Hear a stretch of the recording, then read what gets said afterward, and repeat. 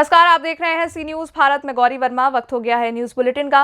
Bulletin में बात करेंगे एटा की, जहां अवागढ़ में किसान यूनियन किसान के पदाधिकारियों ने बैठक कर तैयार की रणनीति। आगे बात होगी फिरोजाबाद की, जहां नगला भाव के अधिवक्ताओं ने शुभम कुशवाहा की हत्या को लेकर पुलिस प्रशासन के खिलाफ किया धरना प्रदर्शन। और आगे चर्चा करेंगे कैमूर की, जहां चोरी की घटना का खुलासा करते हुए पुलिस ने मोटरसाइकिल सहित चोरों को किया गिरफ्तार। तमाम खबरों पर करेंगे विस्तार से चर्चा। खबर एटा से है, जहां अवागढ़ में किसान यूनियन किसान के पदाधिकारियों ने बैठक कर तैयार की रणनीति।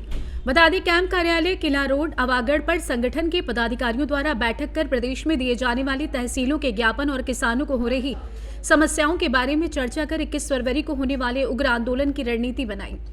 इस मौके पर राष्ट्रीय अध्यक्ष पवन ठाकुर, शिव प्रताप सिंह, राष्ट्रीय प्रमुख महासचिव गजेंद्र सिंह, राष्ट्रीय उपाध्यक्ष दीपक चौहान, राष्ट्रीय कोषाध्यक्ष बबलू यादव, राष्ट्रीय महासचिव नीतू शर्मा, राष्ट्रीय कार्यकारिणी सदस्य ऋषिपाल सिंह, प्रदेश प्रमुख महासचिव पिंटू यादव, प्रदेश उपाध्यक्ष प्रतेंद्र सिसोदिया, प्रदेश सचिव जिला अध्यक्ष एटा नरेंद्र सिंह, जिला अध्यक्ष एटा युवा मोर्चा प्रबल प्रताप सिंह, शरद गोस्वामी सहित अन्य कई लोग उपस्थित रहे।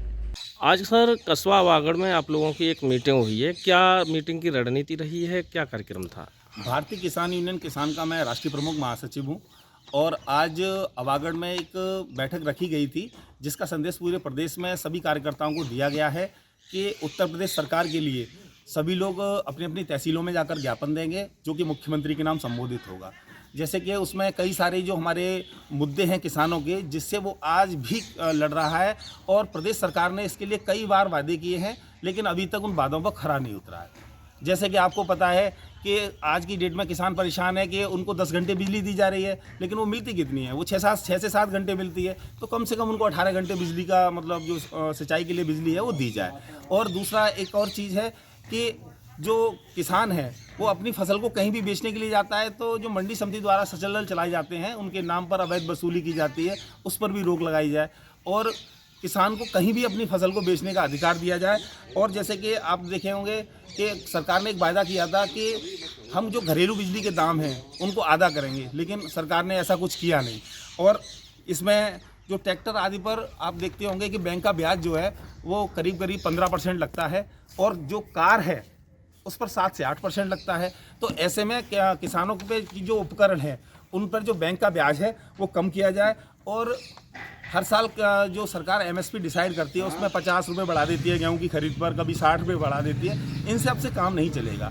इस बार कम से कम जो पुरानी MSP थी उसको 10% बढ़ा कर दिया जाए। और आपने देखा होगा कि उत्तर प्रदेश के अंदर शिक्षा पद्धति है, चाहे वो सरकारी स्कूलों की हो या गैर सरकारी स्कूलों की, उनके पाठ्यक्रम को हर साल बदल दिया जाता है। तो मैं समझता हूँ कि इस पर रोक लगाई जाए, पाठ्यक्रम न बदले जाएँ बार बार, और जो फीस वृद्धि है प्राइवेट कॉलेज की या उनकी, इन सब पर रोक लगाई जाए, इनकी मॉनिटरिंग की जाए।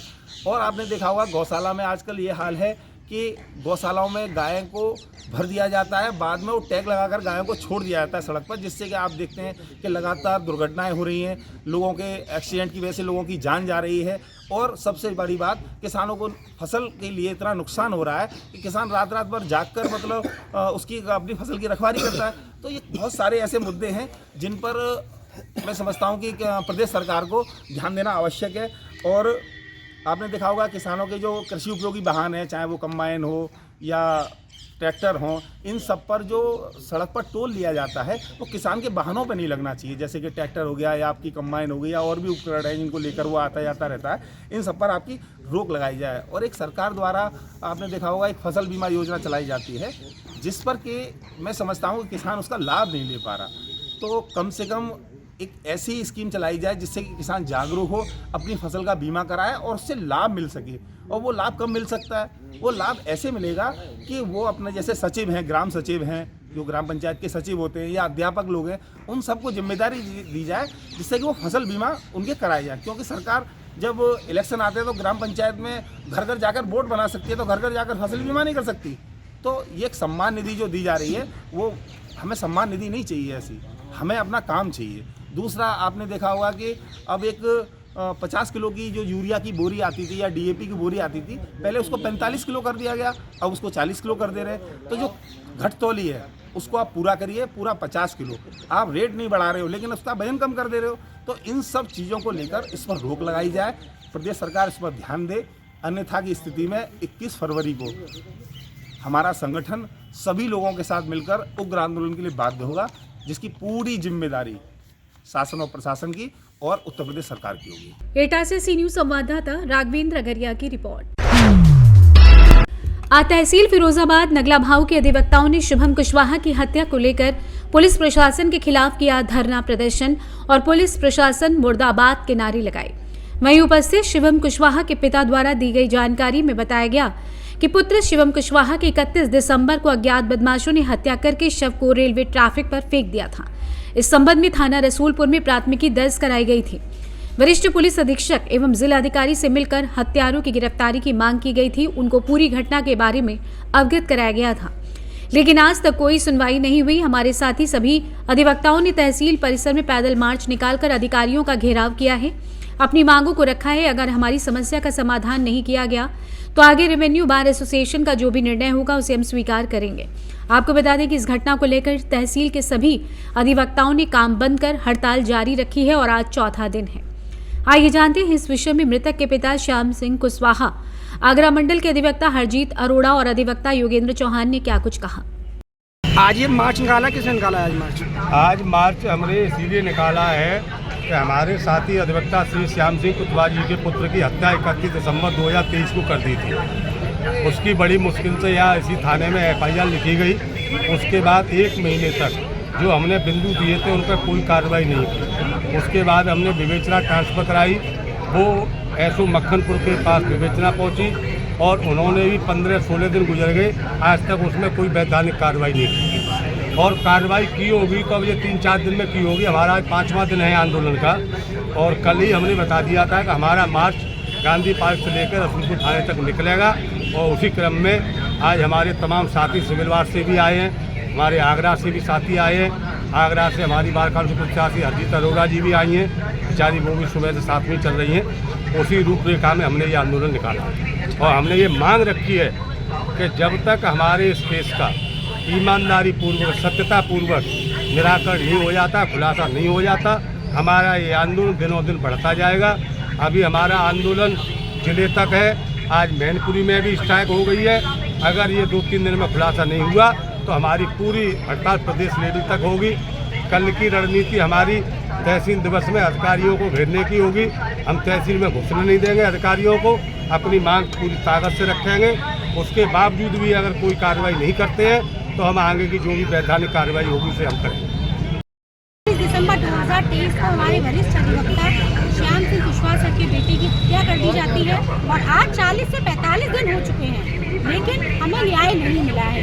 हम खुद न्याय के लिए भटक रहे हैं। पुलिस अधिवक्ताओं को कमजोर समझती है, लेकिन जब अधिवक्ता न्याय पे आएंगे ना तो वो न्याय के लिए पुलिस प्रशासन को झुका देंगे। अधिवक्ताओं को कमजोर ना समझे तो जब अधिवक्ता दूसरों को न्याय दिला सकते हैं तो वो स्वयं भी न्याय ले सकते हैं और न्याय लेना नहीं, न्याय छीनना भी जानते हैं।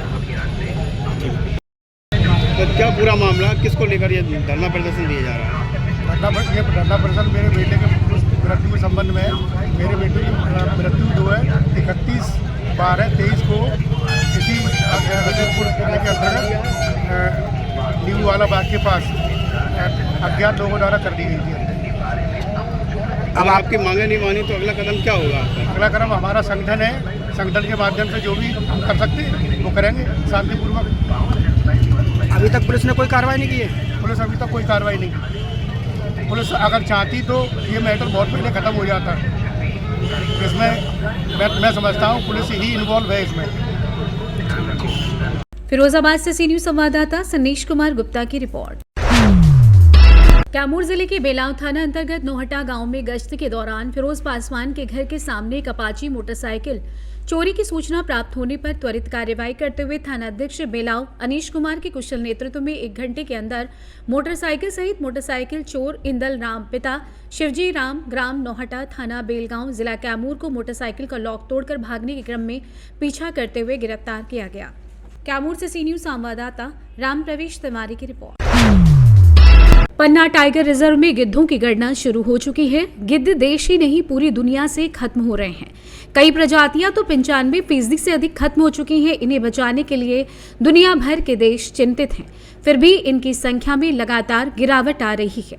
पन्ना टाइगर रिजर्व में इनके महत्व को पहचानने, इन्हें बचाने के लिए अनोखी पहल की गई है। इसमें प्राइवेट पार्टनरशिप के आधार पर इन्हें गिनकर जागरूकता फैलाने 16 से 18 फरवरी तक सभी स्थानों को चिन्हित करके इसकी गणना की गई, जिसमें 13 जगह से आए जानकार प्रकृति प्रेमी दिन रात जंगल में रहकर गणना की, जिसमें स्थानीय 4 प्रजातियों के साथ 3 प्रवासी प्रजातियां मिली हैं। कुल 7 प्रजातियां इस टाइगर रिजर्व में मौजूद हैं और हर साल की अपेक्षा इस साल बलचरों की संख्या का अनुमान लगाया जा रहा है और उम्मीद है कि इस बार पन्ना टाइगर रिजर्व में सबसे अधिक गिद्ध पाए जाएंगे, जो कि अपने आप में रिकॉर्ड होगा। आइए जानते हैं इस विषय में फील्ड डायरेक्टर पन्ना टाइगर रिजर्व विजेंद्र कुमार झा ने आगे क्या कुछ कहा।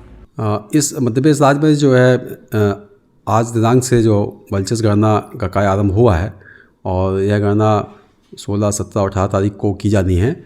इसके लिए पन्ना टाइगर रिजर्व के अंतर्गत जहाँ जहाँ पर भी बलचस देखे गए हैं उनकी पहले से उन स्थलों को सूचीबद्ध कर लिया गया है और वहाँ के लिए जो हमारा स्टाफ है उनके दल गणना के लिए बनाए जा चुके हैं। इसमें चूँकि गणना में स्वयं सेवक या जो वॉलंटियर्स हैं उनको भी शामिल करने का प्रावधान है, तो पेपर के माध्यम से जो हमने प्रकाशन कराया था कि जो भी स्वयं सेवक जो है इस गणना में शामिल होना चाहते हैं वो अपना आवेदन 12 तारीख तक यहाँ पर प्रस्तुत कर दें, ताकि उनकी सुविधा के हिसाब से जिस जगह पर जाना चाहते हैं वहाँ पर उनके पहुँचने की व्यवस्था सुनिश्चित कराई जा सके। तो इस तरह से 13 लोगों के आवेदन मेरे पास प्राप्त हुए थे और जहाँ उन्होंने चाहा गया है इसके हिसाब से उनको उन दलों में शामिल किया गया है। कहाँ के वॉलंटियर हैं कुछ? वॉलंटियर्स तो पन्ना के ही हैं और आसपास के क्षेत्र के लोग ही हैं जो पन्ना में रहते हैं और जिनका पन्ना टाइगर रिजर्व के अंतर्गत गिद्ध गणना में उनका इच्छा ज़्यादा है शामिल होने का, वही लोग इसमें शामिल हो रहे हैं। सर कैसे गणना करते हैं, कुछ खास स्पेसिफिकेशन? गणना करने का जो मुख्य तरीका वो ये है कि गणना तो वैसे आज से जैसे 16 से स्टार्ट है, उसमें मुख्यतः इसके पहले से हम ऐसे स्थलों की पहचान कर लेते हैं जहाँ जहाँ पर गिद्ध के घोंसले पाए जाते हैं और उन स्थलों को चयन करके उनकी सूचीबद्ध किया जाता है। वहाँ पर दल को हमारे कर्मचारियों के कम से कम 2 से 3 लोगों का दल बनाया जाता है। वो सुबह जो है 7 बजे से लेकर 9 बजे तक वहाँ गणना करने के लिए पहुँचते हैं। तो आज जैसे सभी लोग वहाँ पहुँचे हुए हैं। गणना करने का जो मुख्य तरीका है वो ये है कि बैठे हुए गिद्धों को ही गिनती में लिया जाता है। बैठे हुए में या तो अपने घोंसले बैठे हुए हों या कोई जो रोस्टिंग स्थल है जहाँ पे उनका बसेरा होता है वहाँ पे बैठे हुए हों या कहीं किसी पे कार्कस पे कुछ वो फीडिंग कर रहे हों, तो बैठे हुए गिद्धों की ही गणना किए जाने का प्रावधान है। तो जो भी गणना की जाती है इस तरह से जो पोटेंशियल एरियाज़ हैं वहाँ पहुँचकर ही गणना का कार्य किया जाता है। कुछ सर फॉरेन गिद्ध भी पहुँचते हैं ऐसा पिछली बार की गणना में, इस बार भी कुछ? हाँ, जो टोटल यहाँ पर चूँकि जो पन्ना का जो इतिहास रहा है यहाँ पे 7 तरह की प्रजातियाँ गिद्धों की पाई जाती हैं, जिनमें से 2 जो प्रजातियाँ हैं वो माइग्रेटरी वाले हैं, जिसमें हिमालयन और यूरेशियन जो वल्चर्स होते हैं वो जो है माइग्रेटरी हैं, जो कि यहाँ पर निवास नहीं करते लेकिन बाहर से यहाँ पर आकर अपने घोंसले बनाते हैं या यहाँ पर रहते हैं।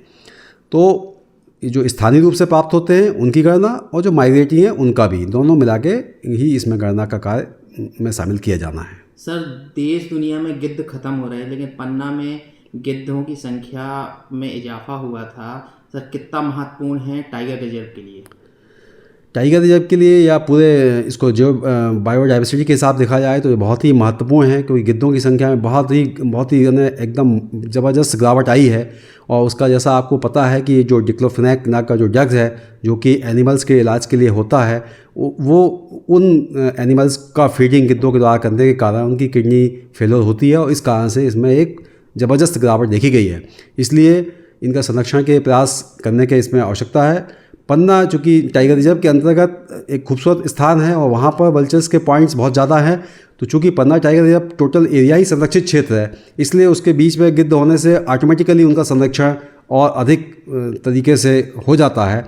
इसलिए पन्ना टाइगर रिजर्व के अंतर्गत जो गिद्ध हैं उनका संरक्षण हो जाने से निश्चित तौर पर इस क्षेत्र में इस प्रजाति को बचाने में काफ़ी सहायता प्राप्त हो सकेगी। पन्ना से सी न्यूज़ संवाददाता रीना सोनी की रिपोर्ट। खबर उत्तर प्रदेश के रायबरेली हरचंदपुर से, जहां संदिग्ध परिस्थितियों में महिला ने लगाई फांसी। बता दें, संदिग्ध परिस्थितियों में महिला ने लगाई फांसी, हुई दर्दनाक मौत। परिजनों ने ससुराल वालों पर लगाया हत्या का आरोप, वहीं थाने में दी तहरीर। बताते चलें कि संदिग्ध परिस्थितियों में विवाहिता महिला ने फांसी लगा ली। वहीं दर्दनाक मौत से परिजनों ने ससुराल वालों पर दहेज हत्या का आरोप लगाते हुए थाने में तहरीर दी है। मामला हरचंदपुर थाना क्षेत्र के कस्बे का है, जहां आज सुबह शालू पत्नी सुभाष कुमार उम्र 27 वर्ष अपने घर के अंदर फांसी के फंदे से लटक कर अपनी जान दे दी। वहीं परिजनों ने बताया कि सुबह 7 बजे बात हुई थी, लेकिन कुछ ही देर बाद अचानक ग्रामीण ने फोन पर सूचना दी कि उनकी बेटी ने आत्महत्या कर ली है। बदहवास परिजन जब भागते हुए ससुराल पहुंचे तो लड़की की मौत हो चुकी थी। मृतक महिला के गले पर निशान पाए गए हैं। सूचना पर पहुंची पुलिस ने शव को कब्जे में लेते हुए पोस्टमार्टम हेतु भेजा है। मृतक महिला की लगभग 6 वर्ष पहले शादी हुई थी। वहीं परिजनों ने ससुराल वालों पर दहेज हत्या का आरोप लगाते हुए 4 लोगों को नामजद करते हुए थाने में तहरीर दी है। आइए जानते हैं इस विषय में चचेरे भाई जय बहादुर का क्या कुछ कहना है। अच्छा, क्या नाम है तुम्हारा? जय बहादुर। कहाँ रहते हो? रमपुरवा। क्या हुआ है? अरे मेरी बहन खत्म हो गई। क्या नाम था आपकी बहन का? कहाँ शादी हुई थी? हरचंदपुर में। क्या नाम था बहन का? सालू। कितने दिन पहले शादी हुई थी? 5-6 साल। 5-6 साल पहले। किसके साथ हुई थी? सुभाष। तो आज क्या हुआ? आज क्या हुआ? आज पता नहीं, सवेरे बात हुई थी। कितने बजे? वो 7-8 बजे तो बात हुई थी। हम लोग ये लोग फ़ोन नहीं करा और आदमी फ़ोन करा हूँ पर हमारे गांव में। क्या बताया? बताया कि आपकी बहन ख़त्म हो गई। तो आप लोग पहुँचे? हाँ पहुँचे तो वहाँ अस्पताल में ख़त्म हो चुकी थी। उसके बाद गले में दाग थे, निशान थे। तो पुलिस को सूचना दे दिया? हाँ दे दिया पुलिस को सूचना। मतलब तहरीर पुलिस को दे दिया? हाँ दे दिया। कितने लोगों के खिलाफ दी गई? अरे 3-4 दिन के हैं, 3-4 दिन इसके घर में। रायबरेली से सी न्यूज़ संवाददाता देवराज की रिपोर्ट। 10 दिवसीय ताज महोत्सव का शुभारंभ शनिवार से होने जा रहा है। जिलाधिकारी भानुचंद्र गोस्वामी ने शिल्पग्राम पहुंचकर ताज महोत्सव 2024 की तैयारियों का जायजा लिया। अधीनस्थों को तैयारी और व्यवस्थाएं पूर्ण करने के लिए उचित दिशा निर्देश दिए। नगर आयुक्त अंकित खंडेलवाल इस दौरान मौजूद रहे। जिलाधिकारी के अनुसार भव्य ताज महोत्सव की तैयारी अंतिम दौर में है। मॉनिटरिंग हेतु अधिकारियों की ड्यूटी लगाई गई है।